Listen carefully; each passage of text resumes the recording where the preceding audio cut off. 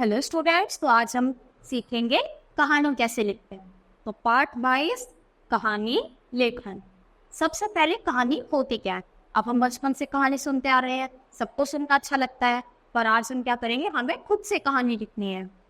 तो इस किसी मानसिक तथ्य को नाटकीय प्रभाव के साथ सरस एवं सुंदर शैली में व्यक्त करने वाली विधा को हम क्या कहते हैं, कहानी।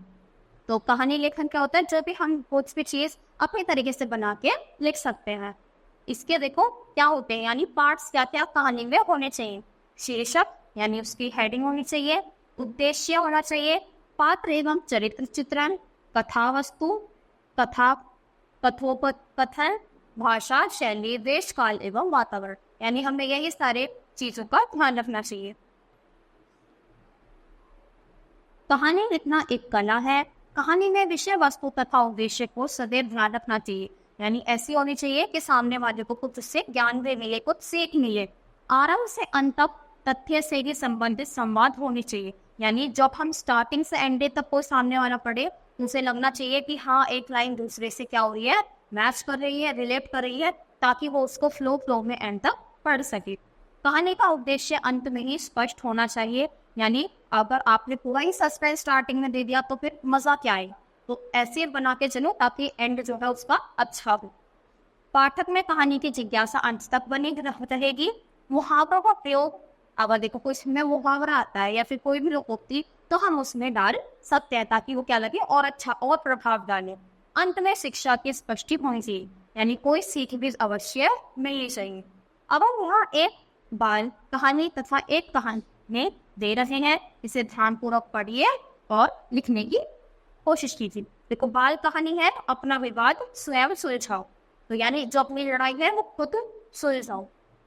एक समय की बात है, दो बिल्लियां सड़क पर जा रही थी। अचानक उनकी नजर एक रोटी पर पड़ती है।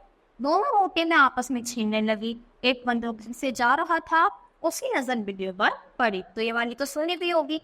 वह रुक गया और पूछने लगा, तुम झगड़ रही हो? एक बिल्ली ने उत्तर दिया, रोटी को पहले मैंने उठाया। दूसरी बोली, रोटी मेरी है। बंदर चालाक था, वह बोला, तुम तराजू लेकर आओ, मैं तुम्हें आधी आधी रोटी बांट दूंगा। तराजू लाई गई। बंदर रोटी को तोलने लगा।